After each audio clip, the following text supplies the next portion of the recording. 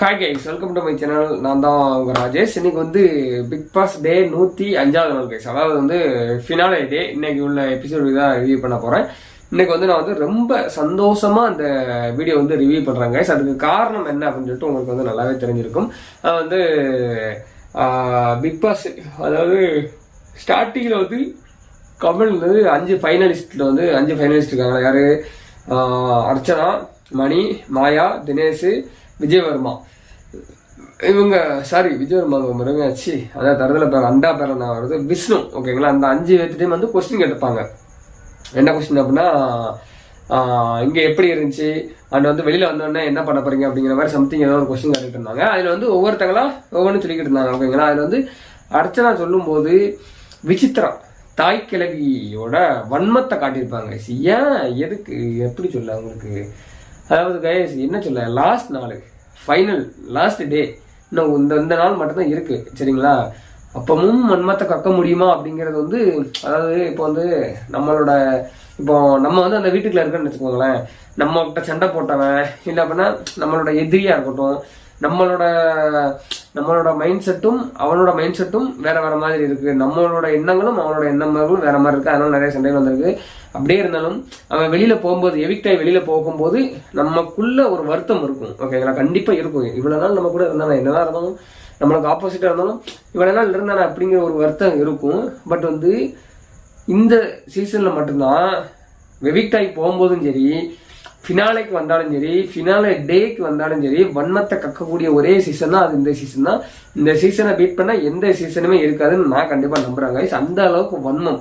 விசித்ராவோட மூஞ்சி நான் ஸ்கிரீன்ஷாட் போடுறேன் கைஸ். ஏன் இப்படி? விசித்ரா பெண் சீரியஸா சொல்லுவேன், நீங்க வந்து உண்மையாவே ஜெனியூனான பெர்சன், ஒரு நல்ல மனுஷங்க அப்படின்னா விசித்ராவுக்கு ஆதரவு கொடுக்காதீங்க. சத்தியமா சொல்றாங்க கைஸ், விசித்ராவுக்கு ஆதரவு கொடுக்காங்க. அந்த மாதிரி ஒரு கெட்டமன் பிடிச்சது, அதாவது நம்ம கெட்வைஸ், அதாவது ஹெட் வெயிட் ஏறின ஒரு பெர்சன் தான் அது வந்து கண்டிப்பா விசித்ரா தான். தலக்கணம், தாய் கிழவிக்கு தலக்கணம் அதிகம். எதுக்கு வெளியில மட்டும் அன்னைக்குல நான் வந்து அம்மா மாதிரி, எல்லாத்துக்கும் அம்மா மாதிரி அப்படி எப்படின்னு உருட்டுறது. ஓகேங்களா, உண்மையான அம்மானா யார் வின் பண்ணாலும் அவங்களே சொல்லிருக்காங்க, எல்லாருமே எனக்கு வந்து பசங்க மாதிரி தான். அப்ப யார் வின் பண்ணாலும் சந்தோஷப்படணுமா இல்லையா? எதுக்கு சந்தோஷப்படலாம், எதுக்கு வன்மத்தை கக்குறீங்க? அவங்களோட பிஹேவியர் அப்படிதான். அதனாலதான் அவங்க இப்ப வரைக்கும் முன்னேறாம எச்ச பிஹேவியர்ல இப்ப வரைக்கும் வந்து இப்படியே இருக்காங்க. ரைட், அதை ஒரு பக்கம் ஒளிஞ்சு போட்டு கைஸ். அண்ட் வந்து மாயா நெக்ஸ்ட் வந்து எஞ்சி பேசும்போது கைத்தட்டல பார்க்கணும். எனக்கே ஒரு ஆச்சரியம், என்னடா ஒரு 10 பேர் கைத்தட்டுவாங்களே, ஏதோ ஒரு பிஆர், ஒரு 10 பிஆர் உள்ளுக்கு போயிருப்பாங்கன்னு நினைக்கிங்க. 10 பேர் தான், ரொம்பலாம் கிடையாது. நீங்க திரும்ப கூட, நான் பொய் சொன்னா கூட திரும்ப வந்து இன்னைக்கு திரும்பியும் நீங்க வந்து அந்த ஃபினாலே வந்து நீங்க ஸ்கிப் பண்ணி, அதாவது ஸ்கிப் பண்ணி பாருங்க, உங்களுக்கே தெரியும். கை தட்டினது கரெக்டா பிக் பாஸ் அந்த டீம் எடிட்டிங் டீமும் வந்து ஜூம் பண்ணி கட்டிருப்பாங்க. ஓகேங்களா, அதுல பாத்தீங்கன்னா அதுல இருக்கிறது 100 பேர் அப்படின்னா ஒரு 20 பேர் கை தட்டிருப்பாங்க. ஓகேங்களா, 100 பேர்ல 20 பேர் தான் கை தட்டிருப்பாங்க. அந்த 10 பிஆர் உள்ளுக்கு அனுப்பின யாருன்னு தெரிஞ்சுன்னா செருப்பு எங்க இருக்கு? செருப்பு இல்லைங்க, சூதா இருக்கு. ஓகேங்களா, ஏதோ 10 பிஆர் உள்ளுக்கு நுழைஞ்சிட்டாங்க, கை தட்டிட்டு இருந்தாங்க. சரி, ரைட், ஓகே, அவங்களோட சந்தோஷப்பட்டு போகும், ஒன்றும் பிரச்சனை இல்லை. அண்ட் வந்து அதுக்கப்புறம் வெளியில வந்து கமல் வந்து மற்றவங்க கிட்ட, அதாவது வந்து மற்ற எக்ஸ் கண்டஸ்டன்ட் வந்து புள்ளி கேங்ஸ் அண்ட் வந்து நம்மளோட கேங், அதாவது வந்து யாரு, விஷ்ணு இல்லை, அப்போ வந்து விஷ்ணுலாம் இல்லை, அதாவது யாரு, கூல் சுரேஷ், ஆர்ஜே ப்ரோ, இவங்ககிட்டலாம் வந்து நீங்க கத்துக்கிட்ட பாடம் இது அப்படின்னு சொல்லிட்டு ஒரு சில கொஸ்டின் வச்சிருப்பாங்க. ஓகேங்களா, ஒவ்வொருத்தரும் வந்து யாருமே திருந்தல. உண்மையை சொல்லணும்னா நம்ம ஆல்ரெடி சொல்றோம், இதெல்லாம் திருந்தாது. என்னைக்கு நிக்சன் வெளியில போயிட்டு ஒரு விஷயம் வந்து அது என்னைக்கு திருந்தாம நிக்சன் வெயிட்டாகி போனதுக்கு அப்புறம் வந்து எதுவுமே பண்ணாம, அதாவது வந்து பண்ண தப்ப கூட உணராம இருந்தாலும் அப்பயே நம்ம முடிவு பண்ணிட்டோம், புள்ளிங்க அங்க யாரும் திருந்த போறது இல்லை அப்படின்னு முடிவு பண்ணிட்டோம். அதே மாதிரிதான் யாரும் திருந்தல, ஒவ்வொருத்தவங்களும்.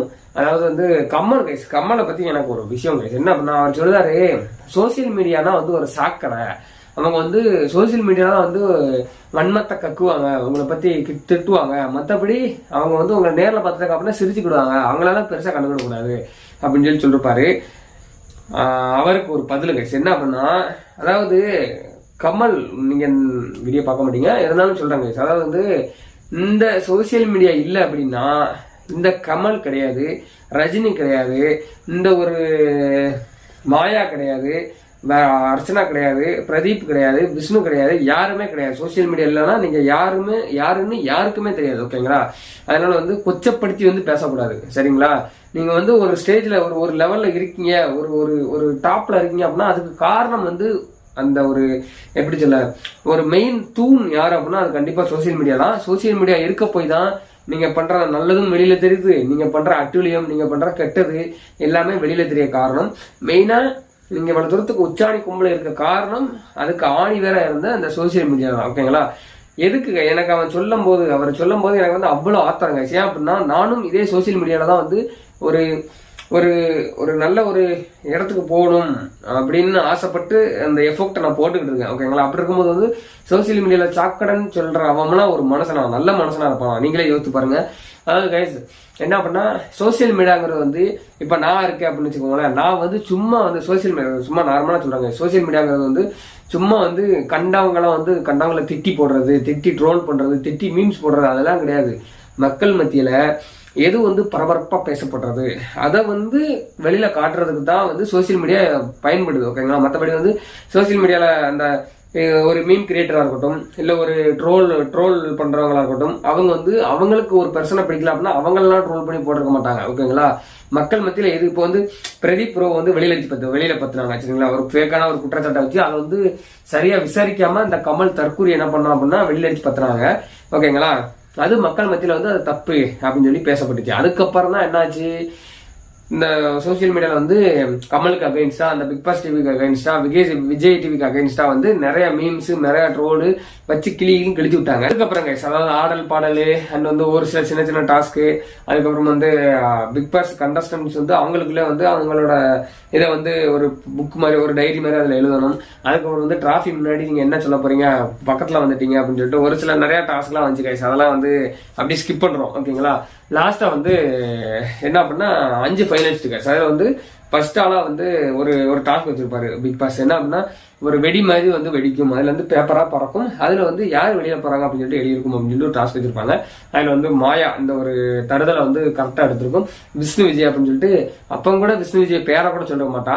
என்ன இருக்கும் அப்படின்னா திருப்பி காட்டிருப்பா எந்த அளவுக்கு வன்மம் அப்படிதான் இருக்கும். அது வந்து வன்மம் உடம்பு முழுக்க வன்மம் தான். அது அப்படிதான் இருக்கும். அதுக்கப்புறம் வந்து என்னன்னாக்க அதுக்கப்புறம் இருக்கிறது வந்து யாரு, அர்ச்சனா, மணி, தினேஷ், மாயா இவங்க எல்லாம் இருப்பாங்க. ஓகேங்களா? இவங்கள இருந்து யாராச்சும் ஒருத்தவங்க வந்து எவிக்ட் பண்ணணும் அப்படின்னு சொல்லிட்டு 4 பேர்த்தையும் நிக்க வச்சிருப்பாங்க. நிக்க வச்சுட்டு அதில் வந்து ஃபிளாக் மாதிரி இருக்கும், அதை வந்து சரக்குன்னு இழுக்கணும். இழுத்த உடனே வந்து வெல் பிளேடுன்னு யார் வந்திருக்கோ கோ ஸ்ட்ராங் அப்படின்னு வந்தவங்க வந்து இருக்கணும், வெல் பிளேடுன்னு வந்தவங்க வந்து வெளில போகணும் அப்படின்னு சொல்லிட்டு இழுத்த உடனே இப்போ தினேஷோட அந்த இடத்துல வந்து கும்பம் புஷ்வான மாதிரி தீ பத்திச்சுட்டு வெல் பிளேடு அப்படின்னு சொல்லிட்டு அவர் 2வது நாள் வெளில போயிட்டாரு. ஓகேங்களா? அதுக்கப்புறம் வந்து 3 பேர் யாரெல்லாம் அப்படின்னா அர்ச்சனா, மணி, அதுக்கப்புறம் வந்து மாயா, இந்த 3 பேர் இருந்தாங்க. இதில் வந்து 3 பேர்த்தையும் வந்து ஸ்டேஜுக்கு கொண்டு வந்துட்டாங்க. சீரியஸா சொல்றாங்க, மாயாலாம் வந்து இந்த ஒரு 2வது ரன்னரப்புக்கு தகுதியே கிடையாது. அவளாம் வந்து வெக்கப்படணும், வெளியில வந்துட்டு வெக்கப்படணும். இதெல்லாம் வந்து பிச்சை, அதாவது பிச்சை போட்டு விஜய் டிவி, அதாவது மாயாவோட மாமா கமல் இவங்கெல்லாம் பிச்சை போட்டு தான் மாயா வந்து 2வது ரன்னரப்பா ஆக்குனாங்க. ஓகேங்களா? அண்ட் வந்து அதுல வந்து யார் வெளில போறா அப்படின்னு சொல்லிட்டு ஒரு பாக்ஸ் மாதிரி சும்மா லைட்டிங்ல ஒரு பாக்ஸ் இருக்கும். அதுல யாரோட பாக்ஸ்ல வந்து சோப்பு லைட் இருக்குதோ அவங்க வந்து அடிச்சு வெளில பத்துறாங்க அப்படின்னு சொல்லுவாங்க. அதில் லாஸ்டா நான் இந்த மொமெண்ட்டுக்காண்டி தாங்க வெயிட் பண்ணேன். இதுக்காண்டி என்ன பண்ணேன், உட்காந்துட்டு நான் வரல பார்த்துக்கிட்டே இருந்தேன். என் அண்ணன் வேற எங்க வீட்டில் வச்சு பார்க்கல. எங்க வீட்டில் வந்து டிவி ஃபுல்லா ஒரு ஒரு இதாகிடுச்சு, ஒரு ஒயிட் கலர்ல பிளர் ஆயிடுச்சு. அதுல இருந்து ஒரு 2-3 மாசம் வீட்டுல டிவியே கிடையாது. எங்க அண்ணன் வீட்டுல போய் தான் பாத்துக்கிட்டு இருந்தேன். அந்த அண்ணன் எங்க அண்ணன் வேற அவனுக்கு வேற கமலை பார்த்ததுல இருந்து பத்தி எரியுதான். அவன் வந்து விஜயகாந்த் தானு, அவனுக்கு உள்ளுக்கு இருந்து அப்படியே தீயா கிளம்புது வகுத்துல இருந்து, அந்த அளவுக்கு வகுத்தறிச்சல். அவன் ஒரு வகுத்தறிச்சுன்னு சொல்ல முடியாது, ஒரு ஆத்திரம். இவங்களும் எதுக்குல வைக்க, நான் உன் மைனி சொன்னாலே நான் வந்து பார்க்க விட மாட்டேன். அவன் எனக்காண்டியே பார்க்காம இருப்பா, உனக்காண்டி தான் நான் பறக்கி போட்டுட்டு இருக்கேன், தூரம் மாத்து, எனக்கு வந்து ஒரு தலைவலிக்கு அப்படின்னு சொன்னா, இருந்தேன் இந்த ஒரு தரந்த கண்டி தான் நான் வந்து வெயிட் பண்ணேன் அப்படின்னு சொல்லிட்டு உட்காந்து பார்த்துக்கிட்டே இருந்தேன். கடைசியில மாயாவை அடிச்சு வெளியில பத்திட்டாங்க. ஆல்ரெடி நியூஸ் ஃபுல்லா தெரிஞ்சிருக்கும். அதாவது ஃபர்ஸ்ட் விஷ்ணு வெளியே போப்பாரு, அதுக்கப்புறம் வந்து தினேஷ், அதுக்கப்புறம் மாயா, ரன்னரப்ப மணி இருப்பாரு, வின்னரா வந்து அர்ச்சனா இருப்பாங்க அப்படின்னு சொல்லிட்டு நியூஸ் காலையிலே வந்துருச்சு. இருந்தாலும் வந்து அந்த ஒரு மொமெண்ட் வந்து நல்லா இருந்துச்சு, சூப்பரா இருந்துச்சு. நம்ம என் கண்ணால பார்க்கும்போது வந்து ரைட்ரா போய் தொலை போ ஓடு ஓடு அப்படின்னு சொல்லிட்டு தான் இருந்துச்சு, நல்லா இருந்துச்சு பார்க்கறதுக்கு. அண்ட் வந்து மாயாவை அடிச்சு வெளில பார்த்துட்டாங்க. அது என்னன்னா அவளோட உருட்டுகள், பல விதமான உருட்டுகள் வந்து உருட்டி தள்ளிருப்பாங்க. அதுக்கப்புறம் வந்து லாஸ்டா வந்து அர்ச்சனா அண்ட் வந்து மணி 2 பேரும் தான் இருப்பாங்க. கமல் வந்து ஏகப்பட்ட பில்டப் கைஸ், அதாவது வந்து கேட்க மாட்டேங்குது. நீங்க சொல்றீங்களா நான் இப்ப கையை 2 கையும் ஏதையோ தூக்கிட்டு நான் வாட்டில போறேன், இல்ல அடுத்த வாரம் சொல்லிட்டு போனா உங்க கையை நாங்க அப்படி சொல்லிட்டு பல விதமான உருட்டுக்களை உருட்டிருப்பாரு. சரி நான் போய் உள்ளுக்க போய் கேட்டு வரேன், என்னமோ அவருக்கு தெரியாத மாதிரி. கரெக்டா அவர் வந்து முடிஞ்ச அளவுக்கு வந்து சர்ப்ரைஸா கொண்டு போவாரு, அதை தப்பு சொல்ல முடியாது. உள்ளுக்க போய் கேட்டுட்டு லாஸ்டா வந்து அர்ச்சனாவோட கையை வந்து கப்புன்னு வந்து தூக்கிடுவாரு. வேற லெவல்ல வந்து கூஸ் பம்ப்ஸ் வந்து செம்மையா இருந்துச்சு கைஸ். நம்ம நினைச்சது வந்து நீதி செவிச்சிருச்சு, அநீதி வந்து தோத்துருச்சு. அநீதியை வந்து மக்கள் வந்து காலில் செருப்பு கீழே வந்து மிதிச்சு அதை அப்படியே நசுக்கி தூர போட்டாங்க.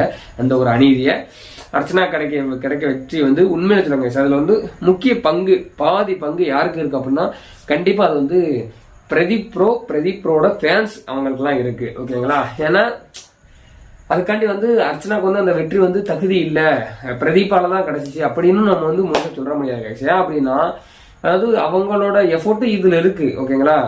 அதுக்கும் மீறி சப்போர்ட்டா இருந்தது பிரதீப் ப்ரோ கூட சொல்ல முடியாது, பிரதீப்ரோட ஃப்ரெண்ட்ஸ், ஓகேங்களா? அவங்க வந்து சப்போர்ட்டா இருந்தாங்க. அது நம்ம வந்து யாருமே வந்து மறைக்க முடியாத ஒரு உண்மை, ஓகேங்களா? அவங்க வந்து நல்லா சப்போர்ட் கொடுத்தாங்க.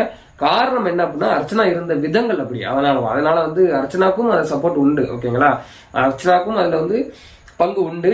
அதாவது வந்து லாஸ்ட் வரைக்கும் வந்து எந்த ஒரு ஸ்டாண்டையும் மாத்தாம நான் வந்து பிரதீப் ரோனா சேஃபா இருப்பேன், நான் ஃபீல் பண்றேன் அப்படின்னு சொல்லி சொன்னதா இருக்கட்டும். புள்ளி கேங்க்கு எதிராக செருப்பால் அடிச்ச மாதிரி நீங்க வந்து ஒரு பெர்சனுக்கு, ஒரு நல்ல மனுஷனை வந்து தப்பான அலிகேஷன் வச்சு நீங்க வெளியில அனுப்பினீங்க அப்படின்னு சொன்னதா இருக்கட்டும். கமல் கிட்டே வந்து அவருக்கு வந்து இன்னொரு வாய்ப்பு கொடுக்கலாம், அவர் வந்து எந்த ஒரு தப்பும் பண்ணல, நான் வந்து ஒரு பவுண்டரி செட் பண்ணதுக்கப்புறம் அந்த பவுண்டரிக்கு அப்புறம் என்கிட்ட வந்து வரல அப்படின்னு சொல்லி சொன்னதா இருக்கட்டும். அவங்க வந்து அவங்களோட ஸ்டாண்ட்ல வந்து கடைசி வரைக்கும் நின்னாங்க. விசித்திரா மாதிரி மாத்தி பேசல, ஓகேங்களா? அந்த மாதிரி எதுவுமே இருக்கல. ஸோ அவங்க வந்து டைட்டிலுக்கு டிசர்வான பர்சனு. ஃபுல்லா வேற லெவல்ல கூஸ் பம்ப்ஸ் கைஸ். ட்விட்டரை பார்க்கணும், ஒரு பக்கம் தெறிக்க விட்டுட்டு இருக்காங்க அர்ச்சனா அப்படி இப்படின்னு சொல்லிட்டு ஒரு பழைய வீடியோலாம் போட்டு ட்ரெண்ட் பண்ணி விட்டுட்டு இருக்காங்க. வேற லெவல்ல இருந்துச்சு. கண்டிப்பா இந்த புள்ளி கேங் ஃபுல்லாவே வந்து கதறிக்கிட்டு இருக்கும். அண்ட் வந்து பிஆர் நம்மள கைஸ், அது வந்து பிஆர் கிடையாது, அவங்களோட ஃபேமிலி. அதாவது வந்து அவங்களோட மாயாவோட ஃப்ரெண்ட்ஸ், மாயாவோட அக்கான்னு நினைக்கிறேன். அவங்க எல்லாம் தான் வந்து கைத்தட்டாங்க. அந்த 10 பேர் நானும் வேற மக்கள் தான் கைத்தட்டாங்க அப்படின்னு நினைச்சேன், இல்லை அப்படின்னா பிஆர் தான் நினைச்சேன். பட் பார்த்தாங்க அப்படின்னா அவங்களோட ஃபேமிலி, அவங்களோட ஃப்ரெண்ட்ஸ், அதுவும் பிஆர் தானே. அவங்க தானே வெளியில ஓட்டுக்காண்டி கதறிக்கிட்டு இருந்தாங்க, துட்டை ஃபுல்லா விதைச்சு விட்டுருந்தாங்க. ஸோ வந்து ஃபேமிலி பிஆர் எல்லாமே ஒண்ணுதாங்க, அதுக்கு எந்த ஒரு மாற்றமும் இல்லை.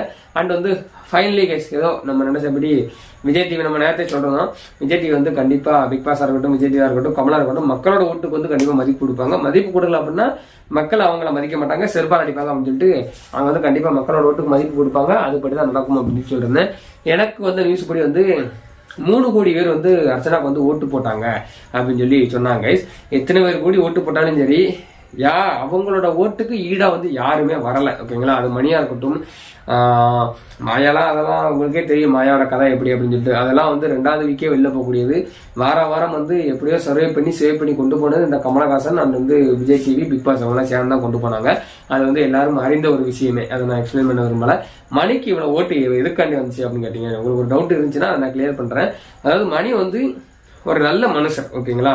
யாருக்கும் எந்த ஒரு தீங்கும் நினைக்கல, யாரு குடியும் கெடுக்கல, இந்த புள்ளிங்க மாதிரி யாரு குடியும் கெடுக்கல, யாரையும் பார்த்து தப்பான கமெண்ட்ஸ் சொன்னா கிடையாது, சரிங்களா?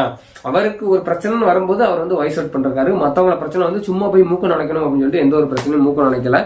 அண்ட் வந்து என்ன எனக்கு ஒரு வருத்தம் அப்படின்னா ரவீனா வந்து அவங்கள பத்தி பின்னாடி பேசினது வந்து எனக்கு துப்புரா பிடிக்கல கைஸ். ஏன்னா வந்து சும்மா வந்து அவரு செல்லம் அப்படின்னு சொல்லி சுத்தினதா இருக்கட்டும், மச்சதா இருக்கட்டும், இப்பெல்லாம் பண்ணிட்டு அடுத்த அந்த ஒரு காஜி கூது அவங்கிட்ட போய் மணியை பத்தி தப்பா பேசும்போது வந்து எனக்கு ரொம்ப கஷ்டமாயிருச்சு. மணிபுரோ வந்து வெளியில போய் பார்த்து கண்டிப்பா வந்து அதுக்கான ஸ்டெப் எடுப்பாருன்னு நினைக்கிறேன். மணிபுரோ வந்து ரவீனாவோட அந்த ஒரு ரிலேஷன்ஷிப் வந்து கொஞ்சம் ஓரளவுக்கு வந்து அத்துவிட்டார் அப்படின்னா நல்லா இருக்கும்னு தோணுது. ஏன் அப்படின்னா கைஸ், ரவீனா வந்து கொஞ்சம் சரி கிடையாது, சீரியஸா ஓப்பனா சொல்ல போனா உங்களுக்கு தெரியும்னு நினைக்கிறேன். அதாவது கைஸ், என்னதான் ரவீனா நினைக்கிற மாதிரி அவங்க மேல தப்பே இல்லைன்னா கூட, மணி மேலதான் தப்பு இருக்குன்னா கூட அதை டைரக்டா அவர்கிட்ட போய் சொல்லலாம், தப்பு கிடையாது. அதை வந்து காஜி நிக்சன் அவன் எவ்வளவு பெரிய ஒரு தற்கூரி, எவ்வளவு பெரிய ஒரு காஜி, எவ்வளவு பெரிய ஒரு கேவலமான மனுஷன், அவன்கிட்ட போய் வந்து இத்தனை வருஷம் பழகி ஃப்ரெண்டா இருந்து, அண்ணன் தங்கச்சியா இருந்து ஃப்ரெண்டா இருந்து லவ் பண்ணி இத்தனை வருஷம் பழக்கங்கள் இருக்கக்கூடிய மணியை வந்து ஒரு வந்து ஒரு ஒரு ஒரு தற்கூறிட்ட போய் வந்து குறை சொன்னா வந்து கஷ்டமா இருக்குமா இல்லையா? எனக்கு கஷ்டமா இருக்கு. அதே மாதிரி தான் மணிக்கு இருக்கும். வெளியே போய் பார்த்துட்டு கண்டிப்பா வந்து அவர் கஷ்டப்படுவார், நம்புறோம், கஷ்டப்படுவாரு. அதுக்கான விஷயங்களையும் வந்து கண்டிப்பா பண்ணுவாருன்னு நம்புறேன். அண்ட் வந்து அவ்வளோதான் கைஸ், ஃபைனலி வந்து அர்ச்சனா டைட்டில் வின்னர். அண்ட் வந்து ஸோ ஹாப்பி, நல்லா இருந்துச்சு. அண்ட் வந்து அவ்வளோதான் கைஸ், இதோட இந்த எபிசோட் வந்து முடிஞ்சிருச்சு. அண்ட் வந்து வேற ஏதாச்சும் ஒரு நல்ல கண்டென்ட்ல ஒரு நல்ல ஒரு வீடியோல வந்து சந்திப்போம். பாய், லவ் யூ ஆல்.